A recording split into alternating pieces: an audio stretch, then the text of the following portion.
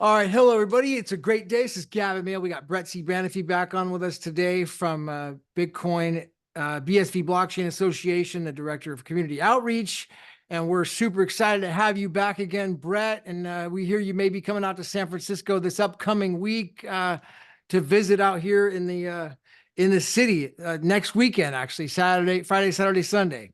How you doing? Doing wonderful. Thank you so much for having me back on the show, Gavin. Absolutely have been following, tuned in to your updates, everything that's going on. Saw your interview with Connor Murray.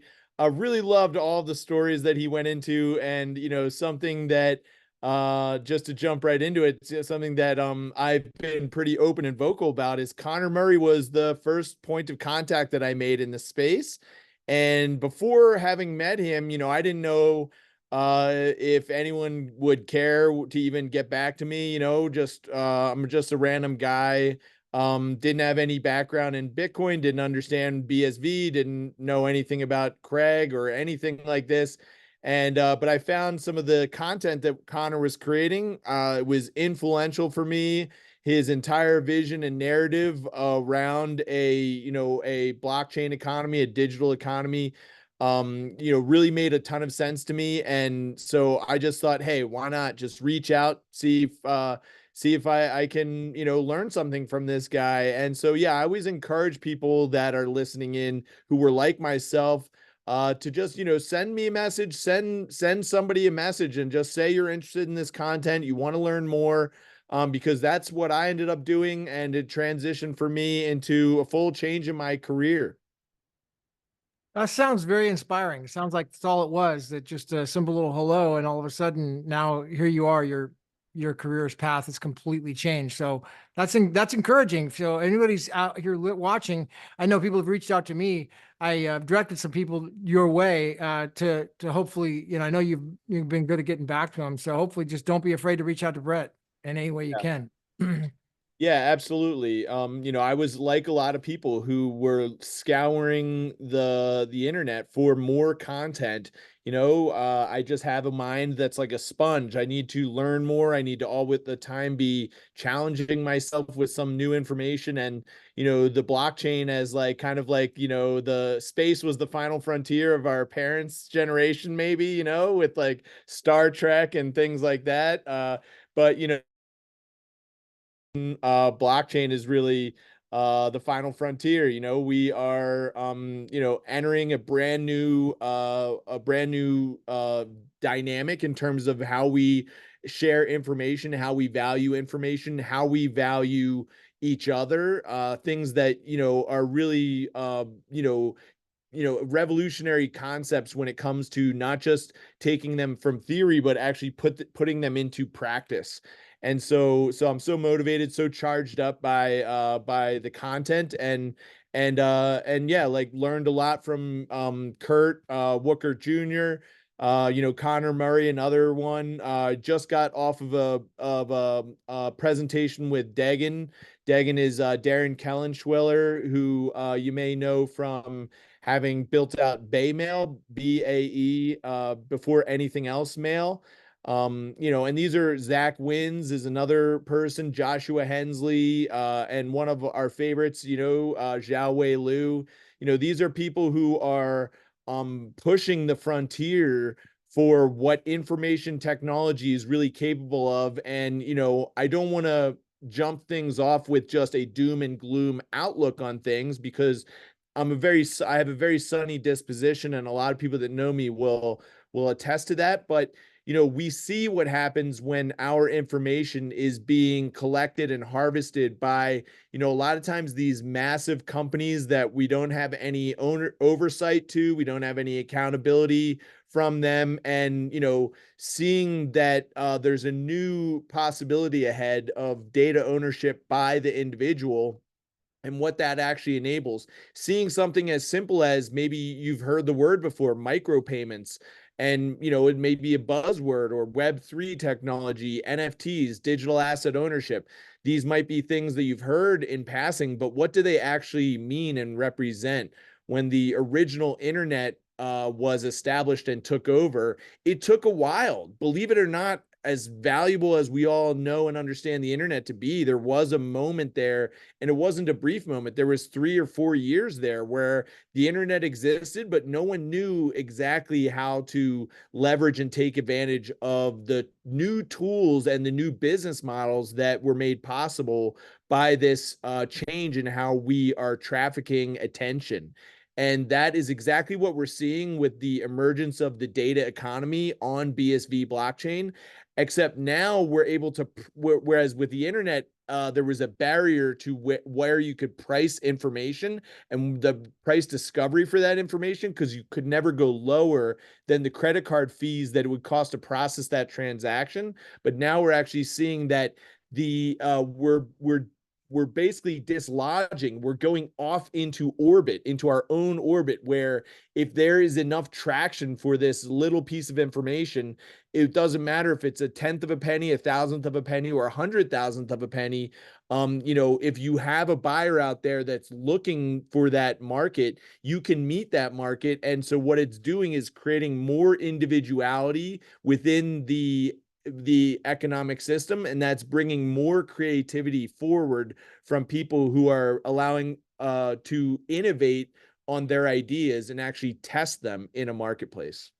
So Web3, seems like with Web3, is that where the payment infrastructure is now built into the internet? They used to have that error code 402, and then there was no payment. Is that what Web3 is, where the payments are built into the internet?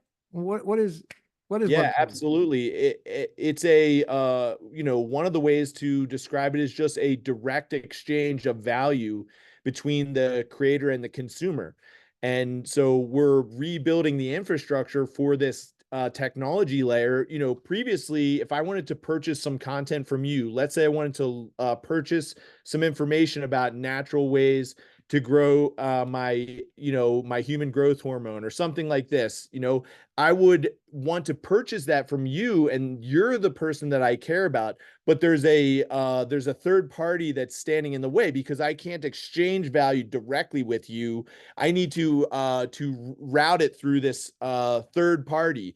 And so, I need, a lot of times you can't sell me just one, piece of advice or something like this. Maybe I'd be willing to pay you $1 for just one, one advice about a situation that I'm in, but that's too small of a payment. So instead, what you're having to do is you're having to rely and resort to these subscription models that we're all used to when we're wanting to read some sort of news article on the web.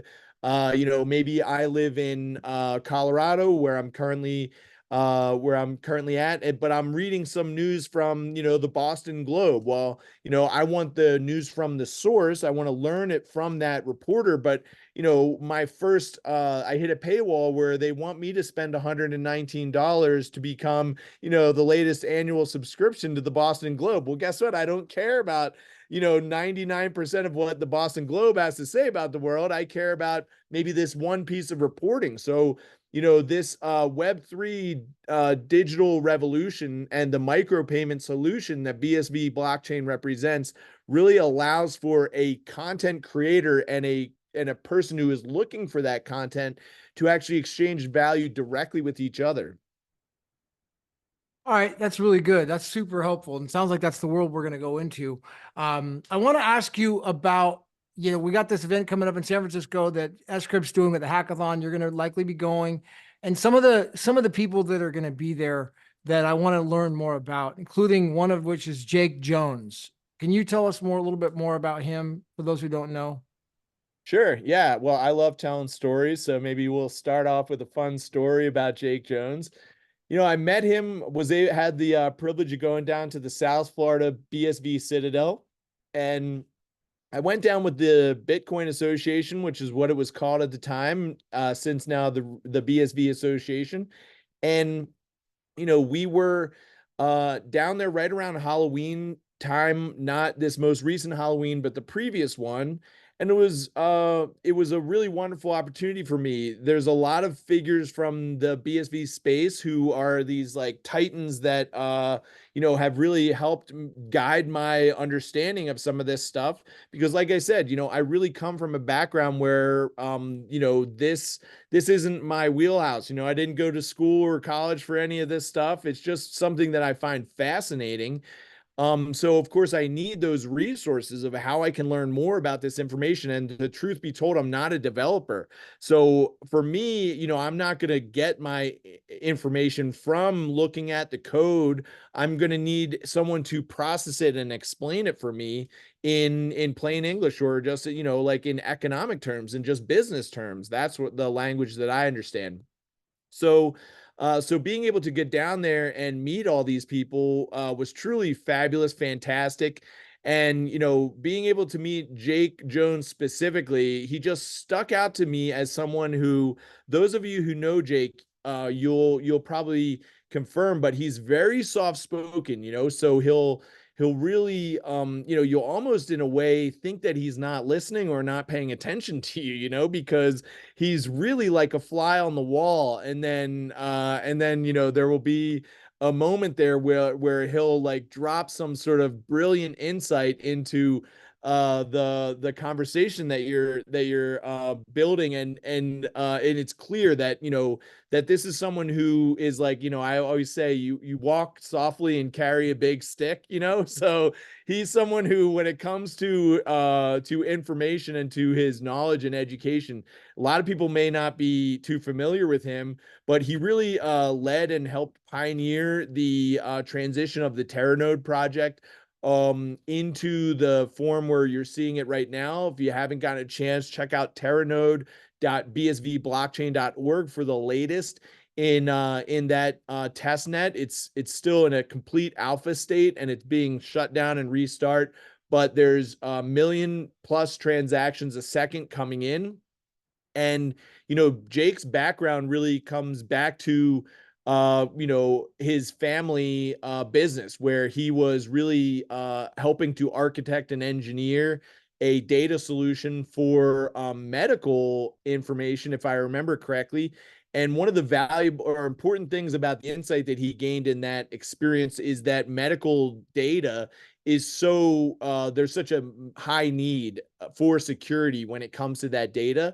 But there's also a specific need for that data to be shared. So, it needs to be able to be shared across trusted networks like doctors and insurance parties and this type of thing, so that you're not given some sort of mixture between a, a medicine that would conflict with another medicine that you have. There needs to be visibility from the pharmacist, from the doctor, but it also needs to be private in the sense that only with your approval is that data going to be shared with those parties. And so in a way, it's almost the perfect setting for looking at how to re-engineer a global economy through a peer-to-peer infrastructure. Another thing that I really love about Jake is that, a lot of people that have the aptitude and intelligence that Jake has, they really want to be they don't want to be the second fiddle. They want to be, the lead. So someone like Jake that's engineering this project like Teranode, of course it's natural for someone like him to want to put his name out there and have everyone know that it's Jake that's driving the innovation on this. But I think from having met him, you realize that he's so happy to stand, as we all do, in Dr. Wright's shadow, where he really gives all of the credit to Dr. Wright. And really, what if I could summarize Jake's involvement with the Teranode project in a single sentence, all he basically downplays his part significantly and just says, all we had to do was listen to what Dr. Wright's been saying this whole time, so you really gotta love someone who has that much humility to themselves, that they're willing to really downplay the role that they're playing, the significant role that they're playing. And I can get a little more into what that role is, but but to give some credit to someone that deserves it, which oftentimes this person doesn't get it, despite being the most influential contributor to this entire industry, and that's Dr. Craig Wright. So from that standpoint, I just have nothing but wonderful things to say about Jake. And then the last thing I'll mention about him too is just when we were taking that opportunity to enjoy each other's company, to sit around a bonfire and on the right on the edges of these Everglades down in Florida, and just really relishing in this opportunity and feeling like we're really bringing something forward to the world that is going to permanently change it, that our children's children will look back and reflect on. And similar, it's a poor example, but landing on the moon or something like this, and then the NASA structure is right there in Cape Canaveral, I think, or right outside of right north of Delray Beach, about a mile north. And so we were able to go to that facility, and we were able to tour it. And and a lot of people don't know this, but I mean, unless you've been to the NASA facility, maybe but a lot of this terminology that we're using in blockchain, such as like nodes, what nodes communicating, and modules, and establishing protocols and all this stuff. I mean, that's how they flew to the moon. They also built this project to get to the moon. They built a lot of that in secret with private teams that were underneath the surface, and that were doing the hard work, doing the calculations, doing the proof of work to actually deliver this. And seeing the metaphor of this monumental feat of being able to land on the moon, and sharing that experience with a team that I think is doing like sort of a modern day equivalent of that. It was truly inspiring. It was very surreal, and it's something that that I'll never forget. Some of the other, one of the other guys there said Kurt said he's friends with him, and I need a little more of a background. That's David Case. Are you familiar with David Case? Yes, David Case is one of another unsung heroes in the BSV space. He is the architect and engineer behind the original deployment of the Crypto Fights project. So almost every world record for data or transactions across a public proof of work network belong to that one individual, David Case, exclusively. So a lot of people are familiar with the BSV Pac-Man chart, which shows, like the entire transaction set for blockchain transactions on a proof of work network. And this is Ethereum and BTC and BSV and BCH and all these different networks, right? And then it shows the transaction throughput, the actual ability to process raw data that exists across those networks. And it's the famous Pac-Man chart, because the entire pie chart is all one color, and that color is BSV. Green usually is what that color was, but and those are the records. Originally, those records were, back in the day, there were records to push a 216 megabyte block, and they hit 216 and started to hit a 512 megabyte block, and hit the 512. Okay, let's push a gigabyte block. Okay, we got our gigabyte blocks. But it wasn't just what are the sizes of the individual blocks and how large can we stretch that, but also how much data can we send across network within a 24-hour period. And the thing is that sometimes people will like sort of look down on BSV a little bit, because there are times when a lot of network activity, we're talking about hundreds of millions of transactions across like a very brief window of period. And there's what anytime you have that, you're going to find gaps in your methodology. You're going to find things that you had imagined would work one way, and it turns out that they work an entirely different way when you're talking about millions of transactions processing that much data. And so it's sort of like, the way that I think of it is like what it takes to build a car versus what it takes to build like a Formula One race car or something like this, right? So the same level of torque that you can have on your bolt to make sure that it's not going anywhere when you're just going back and forth to the Trader Joe's, that's a whole different degree of torque that you're going to be that you're putting that infrastructure underneath their load when you're talking about, whipping around these turns in an F1 race car. So, David Case, he's really known as Shrugger. So, he has the iconic Shrugger emoji that he's known for sporting across many different Reddit or Discord or Twitter. A lot of people know him as just simply Shrugger.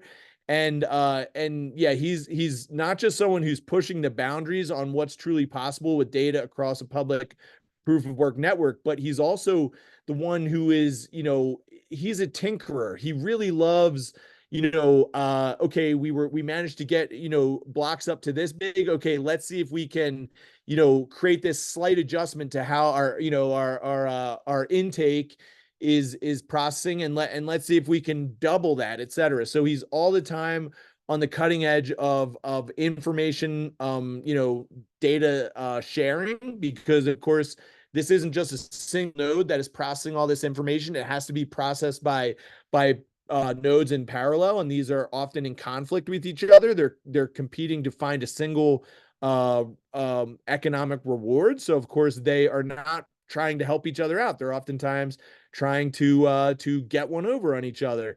So yeah, I think, Shrugger, David Case, one of the true, heroes in the space. Awesome. So Brett, let me ask you a couple things here. One of the things is that on some of the other spaces with the small blockers, one of their contentions is that they what I heard was they like to be able to download the whole blockchain and have it running on a Raspberry Pi device so that they can utilize and do a node. Even they're mining empty blocks, I guess, or running a node with empty blocks, and they feel like that's important to them.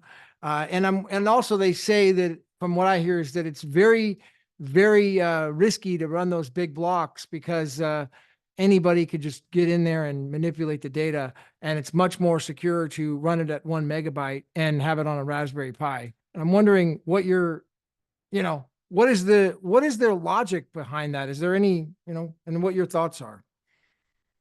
Yeah, absolutely. So it comes down to this. First of all, there's within the human condition, I think it's natural that there's differences of opinion, that is a good thing. And I want to go back to that. So, one of the advantages of, using a scientific method for determining reality is that you can, change your mind, you can change your opinion.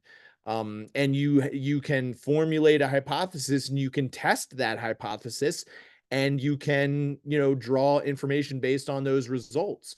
I think, what we're seeing in the larger picture of the block size war, which took place between roughly 2014, end of 2014 into 2015.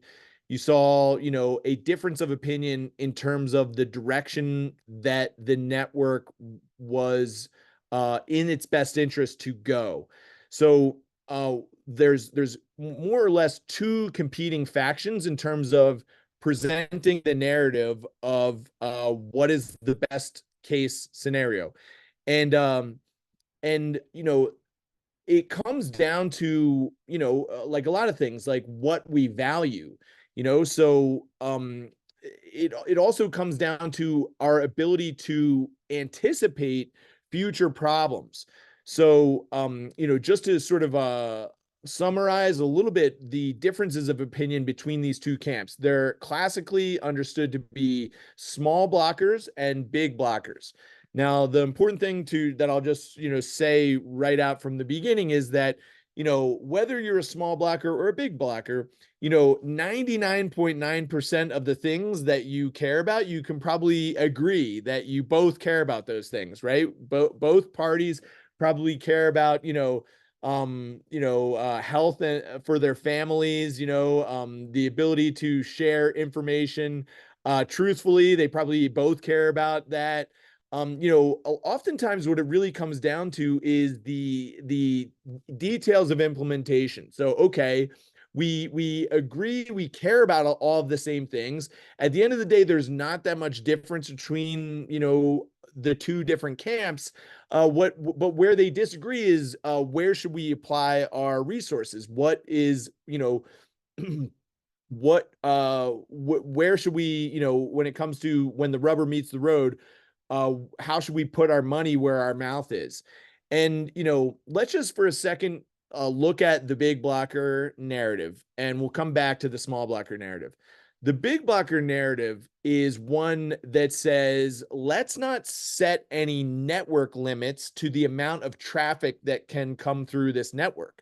Let's let the market decide. If the market wants to send this 100 million transactions, and David Case is the market in this scenario, because he's the one who's actually sending those that amount of transactions.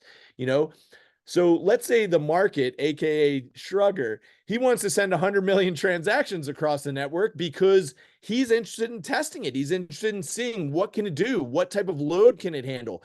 It's just like anything. Like in order to build a bridge across a waterway, you don't just sort of say, okay, let's just throw a couple logs across it, right? Like you need someone to come out to spec it, to scope it, an engineer, someone that's qualified. They're going to do some tests, right? So, someone that wants to put a lot of data across a network like Bitcoin, they're not going to just start doing it. They need to get some tests in place. They need to see, where are the deficiencies, where are the gaps, right? Those are all things that only can be determined through trial and error, and only can be determined through market conditions that actually allow that data to come across. And it can come across so long as it's being paid for, right? So who's actually paying for that data to come across the network, right? The person who is sending the data is the one that's putting it, that's paying for it to get moved across that network, right? Now they're paying, and oftentimes in the case of big blocks, they're paying very, very small fees. So they're moving 100 million transactions across the network. Of course, they can't be paying a fee like $1 per transaction, right? Because that would, immediately put them into the territory of the richest, human being alive to be able to do that type of infrastructure load. But when you're talking about, a 10,000th of a penny, et cetera, for that same amount of load, hey, now maybe it costs $10,000 to send that same 100 million transactions across the network.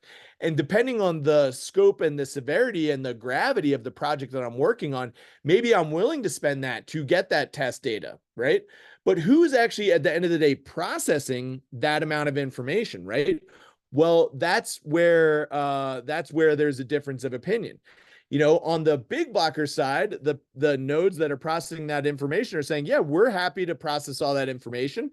Yes, it's going to require a lot of server space for us, or it's going to require a large hard drive for us to be able to manage this. Occasionally things are going to go a little bit haywire, and we're going to need to shut it down, to fix it, and to boot it back up again. But that's part of the process of growing, and no business. If I'm building leather boots or something like this, I don't just sit there and say, okay, well, this is how many leather boots I imagine I'm going to build, and I'm going to buy all the leather right up front, right? I'm going to scale. I'm going to go little by little. Okay, I sold 100 boots this week. All right, let me buy 200 boots worth of leather tomorrow and see if I can sell that, right? So you go in these stages, and it's important that you meet the market demand. But these smaller blocks, they're seeing a problem with the scenario that I just described. And the problem that they're seeing is that they're not necessarily interested in first of all, in processing that much data, they don't care to see that much data go on chain. To them, it's just like superfluous data, right? And they're not necessarily concerned that they're getting paid for that data, because at the end of the day, they're not oftentimes building blocks. So they still call themselves a node on the network, right? And we were talking about that before, but they have a different definition of a node. In the world of the big blocker, the node is the one who's accepting the fee and actually putting the data on chain. So of course they're not too bummed out that there's all this data, because that just means that there's all these fees for them, right? That's a good problem to have, But for the node, which is, it's not an actual node, but that's the they would call it a home node, or as you alluded to, the Raspberry Pi user. They're only interested in maintaining a accurate copy of all of the data. The reason why they're interested in this is because they have a concern that oftentimes they have a worry or like a healthy suspicion about systems in general, so that we have systems in place. We have systems about how to coexist, like we don't, murder, we don't steal, we don't the like the basic rules of life, stuff like this. The oftentimes coming back to those 10 commandments, those are that's a system, right? But they have a problem with systems, because at the end of the day, a system is sort of restricting what they're capable of doing, and they, a lot of times, they feel the only one that should be deciding what they do or they do not do is them. So they're looking at these nodes that are processing this much data, et cetera, and they're saying, well, if I'm going to accept this as a payment, then essentially I'm having to accept this node that I don't know who it's being run by. I don't have any clue. This could be a good guy, could be a bad guy. They could be lying to me, but now I'm relying on them, and I don't want to rely on anyone. I want to be self-reliant. So my solution to how to maintain self-reliance is to just exclude those people. So in a way, it's a very like it's dressing itself up as this libertarian, I'm my own boss, I get to decide my own rules, right?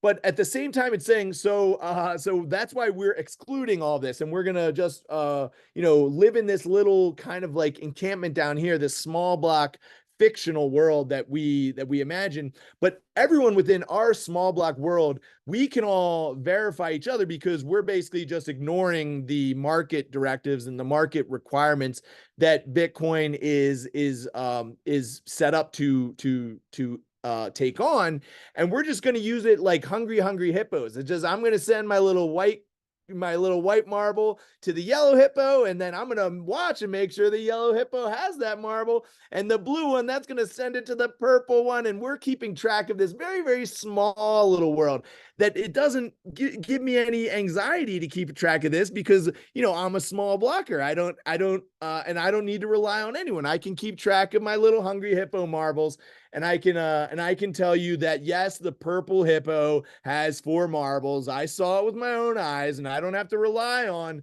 these big blockers to serve me this data.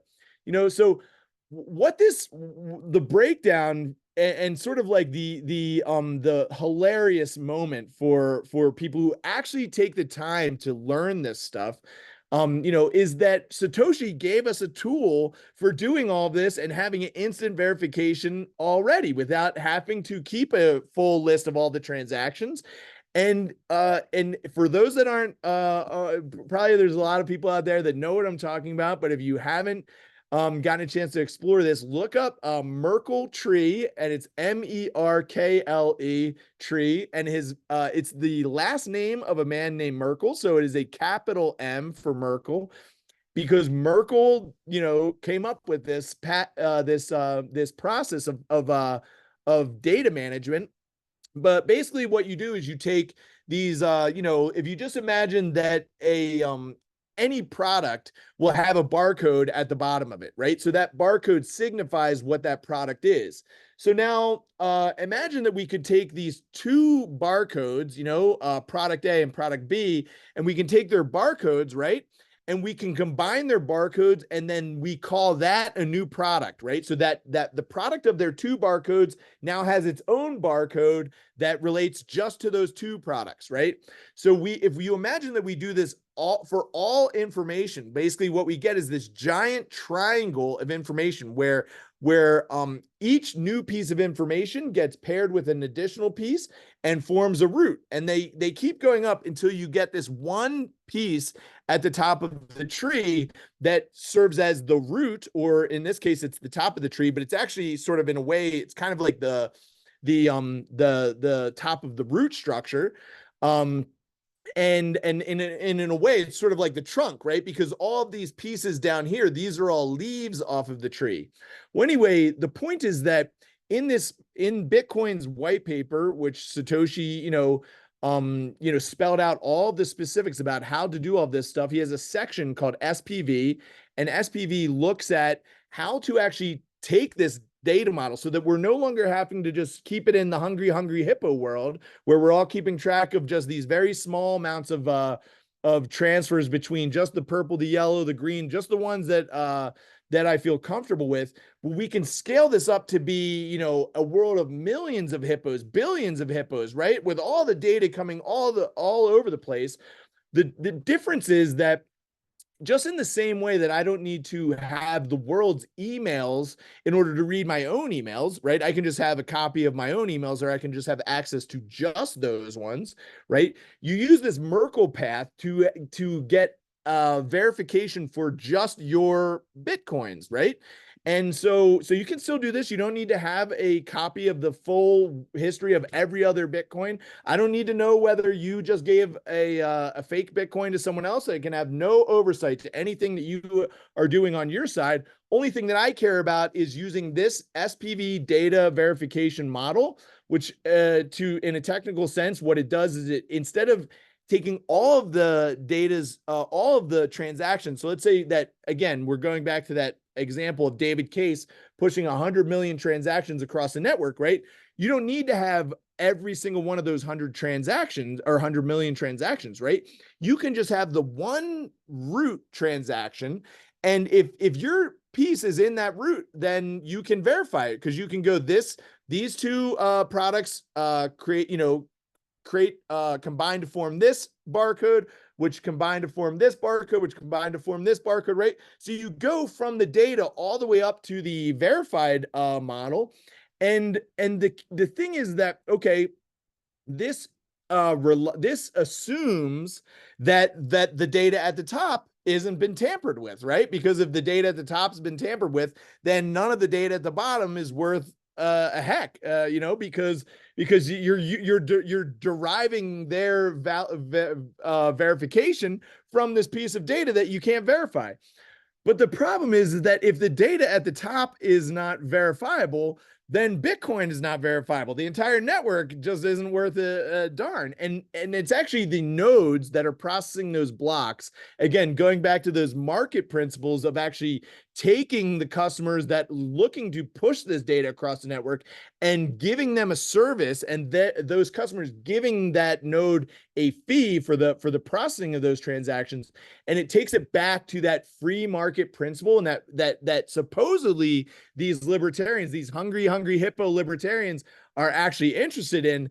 But at the end of the day, you realize what they're really interested in is this very neutered version of that network that can be entirely kept within their their little confines that they're comfortable with, they're familiar with. And they're gonna, if it's too complicated, if it involves Merkle trees, if it involves these types of things, we're just gonna leave all that out, and we're gonna throttle the network down. We're gonna censor you, Gavin. They're gonna censor you for their own comfortability. Now, what do we think back to that statement? Those who would sacrifice liberty for a little security deserve neither, right? Well, these BTC hungry hippo anarchist libertarians. they are perfectly willing to sacrifice the market to get their little security when it comes to their little marble in the purple hippo's mouth.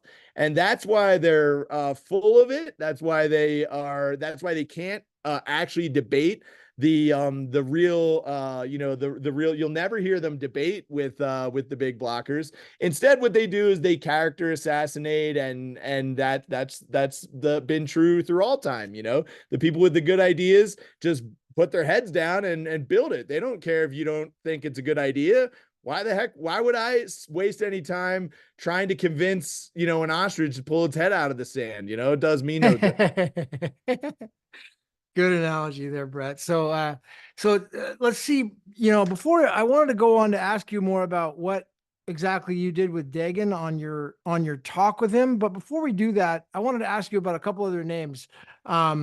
Are you familiar with Project Babbage? He's going to be at the event as well, Ty. And if so, could you tell us just briefly a little bit about that?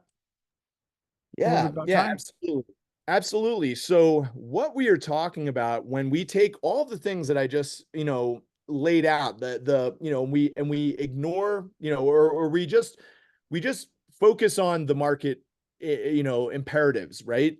Just like normal business sense would instruct us to do, right? We say, okay, that's cute. You guys want to play in your little playpen over there with your little BTC? Yeah, you wanna do that? Okay, go ahead, do that. We don't have anything to do with you. We're gonna be over here in the grown-ups world where we're actually testing all of this stuff out, and we are taking it from theory and we're actually implementing it. So I'll go back to that eventually when we go back to what Degan was talking about, because some of that stuff is actually the what, the who, the how to actually drive that forward.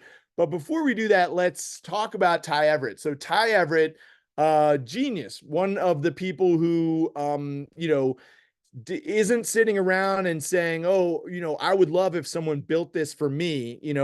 This is someone who is saying, okay, the myth of Prometheus, right? The myth of Prometheus is the passing of fire from the gods down to humankind, right? And what does that actually enable? Well, it enables us to, to build, to have a more thriving community. Fire, where we're suddenly, we're in a land with a lot more predators, and it's dark. There's a little less of a clear line. I mean, we maybe way more intelligent than the saber-toothed tigers out there, but in a world where it's pure dark and we don't have any fire behind us, me and the saber-toothed tiger, I could be smarter than, a lot smarter than it. Doesn't mean that I'm not going to be its dinner. But so the passing of this fire from the gods down to mankind allowed its civilization to strengthen for its abilities, the cognitive abilities that separate it from the rest of the animal kingdom, to actually give rise to the ability to create new structures that support these ideas that we're talking about, like the market, the freedom of the market, and our individual liberty and things like this, right? These aren't concepts that just get handed down to us, that just from on high. We get given the scraps that we can build this out of the tools that we're given. And sometimes the tools, they aren't perfect for the job. So what we're seeing with Ty Everett with Project Babbage is we're seeing really one of the first times when someone who is really passionate and motivated to deliver a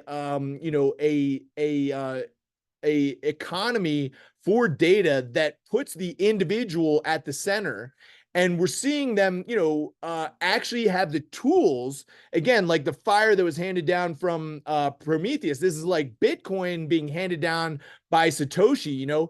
He's taking that, and he's putting it on, he's lighting his own torch on the light of Bitcoin. And then he is not just saying, oh, it would be great if the world just did exactly what I wanted it to do, and I'll just sit here in my little cave until the way I want the world to be reflects my pure vision for it. No, he's out there. He's the one that's creating these protocols. So how would these various different agencies, like, for example, a service that was able to review sensitive data about me, like we were talking about those medical records. How would we ensure that there's integrity between myself and the person who I'm giving permission, my pharmacist, stuff like this.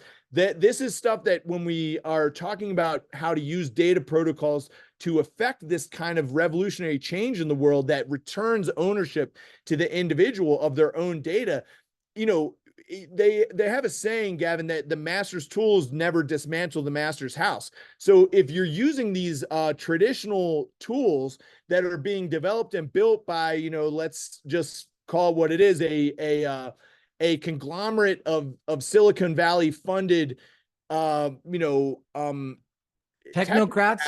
technocrats that are perfectly happy to comb through all your data. They're not banging on the drum to re-engineer anything. They're not going to be the ones that are funding the protocols to make sure how is this going to be transferred between the individual and the pharmacist without making sure that these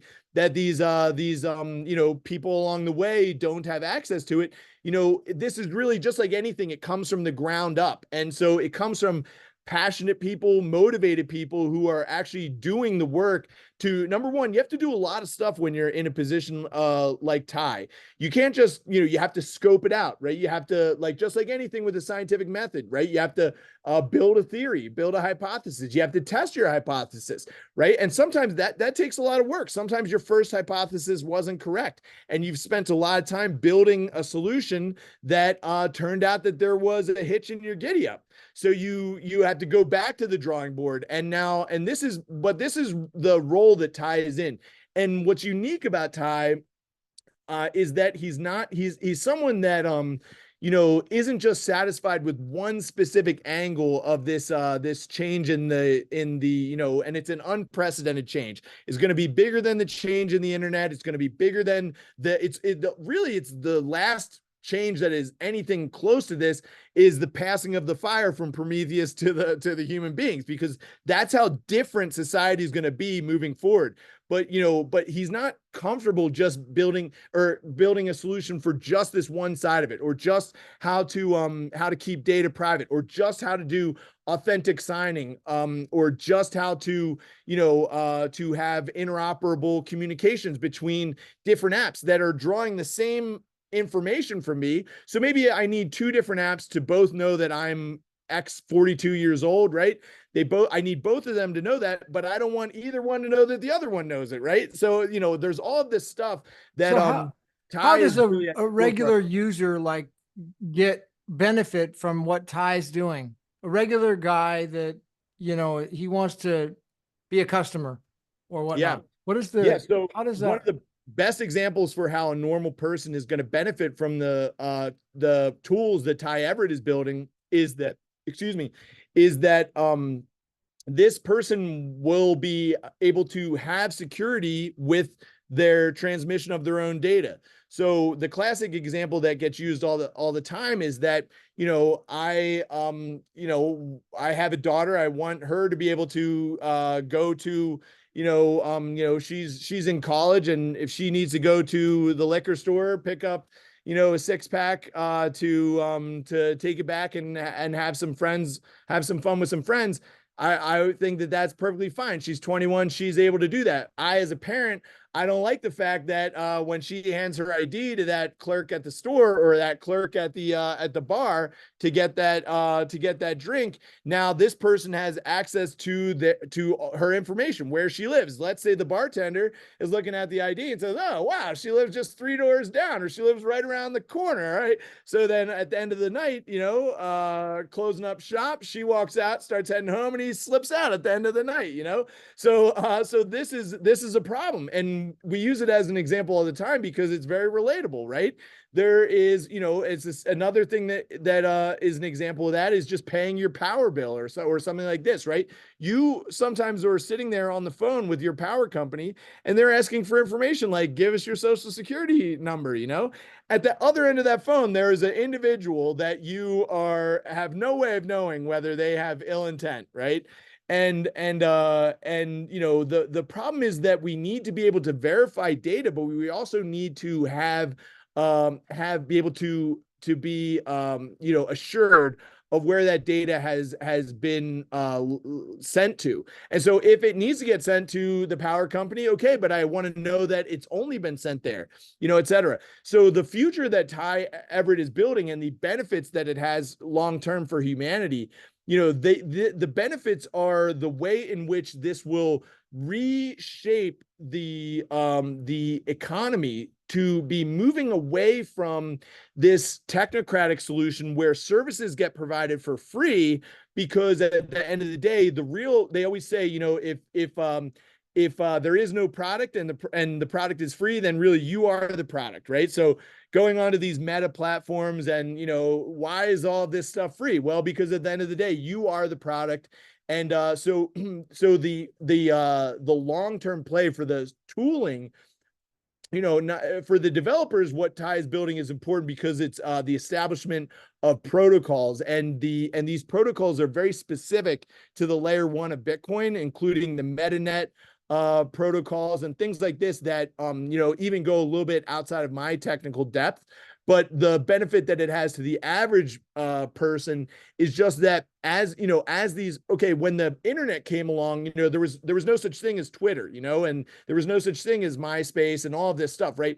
But as we've seen in the past, when the soil is fertile for a new business model to emerge, those new business models emerge very quickly. So what Ty is doing is he's tilling the soil for these new business models to emerge that aren't going to have to be reliant on harvesting user data and selling it down the street, but they're really going to be forced to go back to the market and say, okay, if I want Gavin to be my customer, I better darn well deliver Gavin a better product than the guy down the street, right? And so what it does is it puts the emphasis and the onus on these services to actually provide value back to the customer, because when the customer can pay for something with as little as 1/100th of a cent, then, and it's about more of the aggregate of how many of those customers you can get to pay 1/100th or a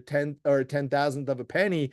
Now you're really saying, okay, well, how do we deliver a better service for Gavin? Well, we make his data more secure. We make it so that he's not getting, I don't know how many people have been having a conversation with their friend about, a vacuum cleaner, and they go on their Instagram and what's it showing them? A vacuum cleaner, right? So no longer is there, an incentive for a product to be eavesdropping on me so that they can display me the right ad, because at the end of the day, instead of me getting a service like Instagram for free and then being eavesdropped on so that I can be marketed towards, instead I'm paying to use that service through these MetaNet protocols.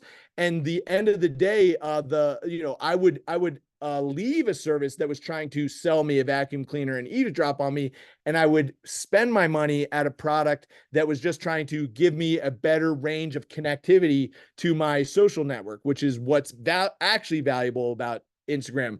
Being able to find a vacuum cleaner, I can do that elsewhere. All right, so it's very cool. It sounds like sounds like a very interesting concept. What Ty is doing, connecting it's like the Web3 infrastructure. He's building where people have value on their own data. They own their own data. I mean, it's going to be interesting to learn more about it when he comes to San Francisco for sure next weekend. And okay, we've got about a little over about 5 minutes left, and I wanted to ask you about Degan, which you had a presentation on Discord, and if you could share what's that about, and why should people be interested?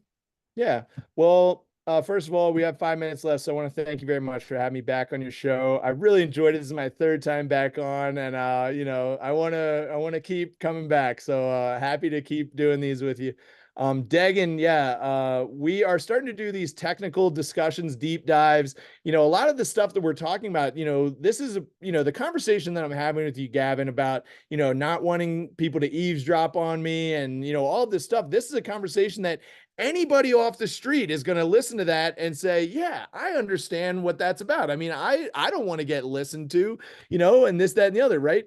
So it's really about, these are technical concepts, the things that Ty Everett is building. And I'm going to even admit, it's really beyond a little bit some of what I understand. That's what you get when you have these aptitude levels of these people who are highly productive and highly cognitive abilities, like Ty, like Dr. Wright, like Degan. Degan's a great example of that as well. But the thing that we're needing to do is to translate that down to a general audience so people understand, okay, well, I don't understand whether we should go with A protocol or B protocol, but I sure as heck know that I don't want to get into the hungry hippo world.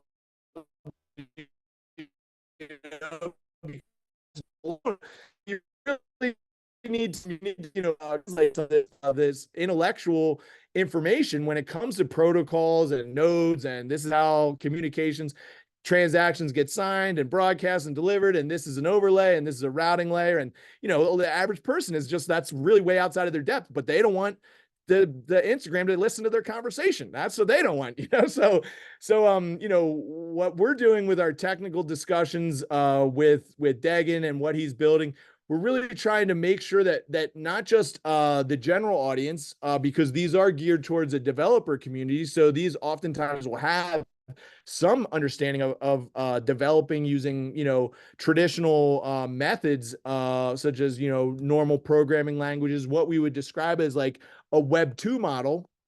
And we're just giving them the tools, and the sCrypt hackathon, I'll take a moment to quickly shout this out, is a great example of this, because this is a hackathon that relates directly to all the things that we're describing about data ownership, about increased efficiency, about removing of the third party from a peer-to-peer exchange and communication, and the delivery of value.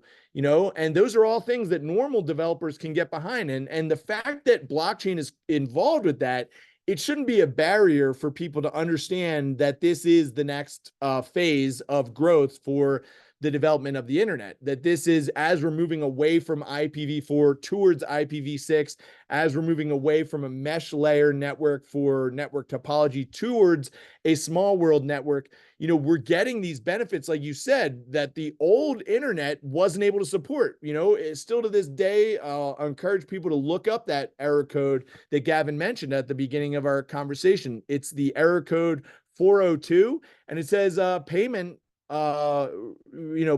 not made, something to that effect, but it says that this is being earmarked for future development. So all the time that a integrated payment solution has always been in the vision for what's possible with the exchange of information. It makes the most sense if you're going to be, selling digital movies like Amazon Prime. You want people to be able to buy them.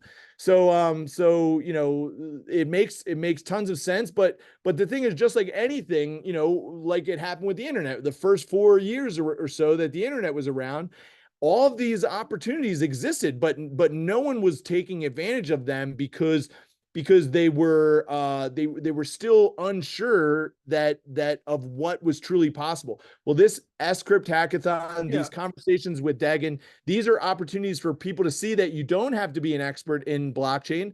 In fact, sCrypt's TypeScript domain specific language, it is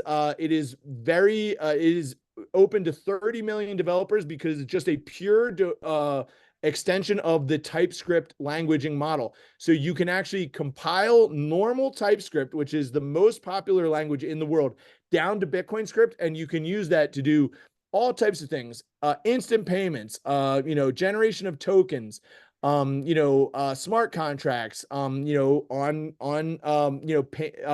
payments embedded within games, payments embedded within metaverse, things like, Fortnite. We're so used to and conditioned to going to the store, buying the little Fortnite card, and then scanning and then putting in, it's like 1,000 digits on the back. You got to scrape it off with your nickel and then punch these 300 digits in.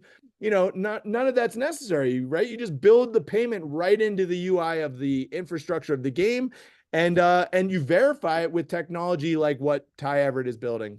Okay, and sounds like the sCrypt hackathon as well. So coming up, and that's coming up next weekend. And Any comments on Xiaohui Liu, as to who's done this sCrypt, hackathon and putting it on, what you know about him as a. Yeah, absolutely. Just someone who I've really come to love, respect, and admire, Xiaohui Liu.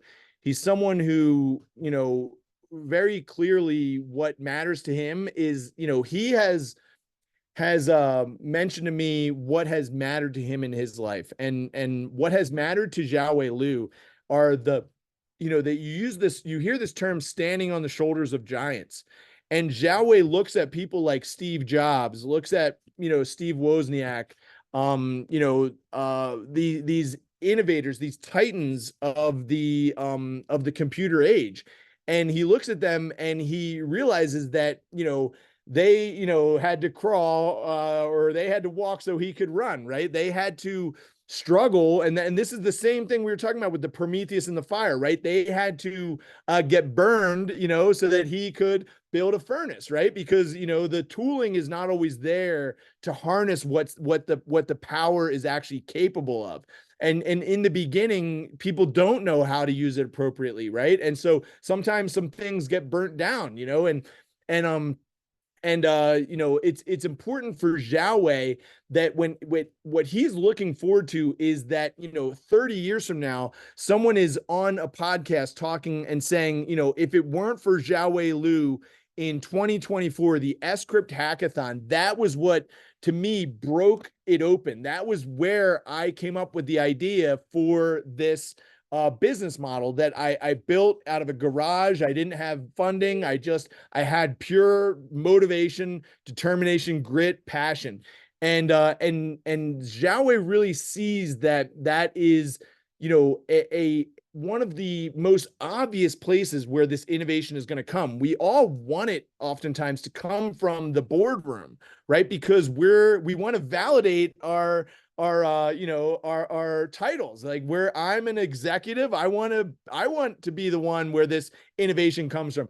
But oftentimes, like we've seen, I'm here in Boulder, Colorado, and we've seen, like Snapchat and these billion-dollar companies, right, that are now global titans.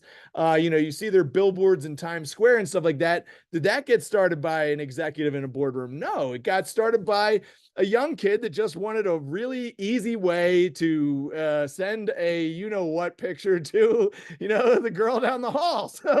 So hey, we when it comes to this new technology, the thing is that it's really it's a whole ecosystem approach, right? There's long sales cycles for things like CBDCs that oftentimes when you're really focused exclusively in that direction, it's feeling like you're running to stand still sometimes, and then there's those small startup solutions that can come in with no funding, with just an idea, and they can have no background on BSV, and they can really build a product that using some of the tools that Ty Everett's developed, some of the tools that Xiaohui Liu's developed, and building out to follow that network model that Degan was demonstrating today. And they can say, hey, look, I am the next Google. But you just don't know it yet because I don't have the Rolls Royce yet. The Rolls Royce comes next. I love it, Brett. Well, thank you so much for your time today. It's great to have you back on. Where can people find out more about you and contact you if they have anything to reach out? Thank you so much, Gavin. Thanks for your tireless effort to shine a light on this wonderful world of Bitcoin. BSV, it's something that I'm truly passionate about. Yeah, you can find me at Manifestable. So if it is capable of being manifested, it is manifestable. Go look me up on x.com. And yeah, look for me on Discord as well, discord.gg/BSV. That is my home Discord, and come on in, say hello. And like I said with Connor, you never know. I changed everything. My whole life has changed now, and I'm so thankful and happy for it. And it's curiosity that has led me down this path. So if you're curious, if you want to learn more about the free market economy, micropayments, that BSV enables the new data, enterprise data economy, please join that Discord and give me a ring, and I will give you my time. Right on, Brett. Thank you, my man. We appreciate it. We'll see you again next time, and I'll see you at the top.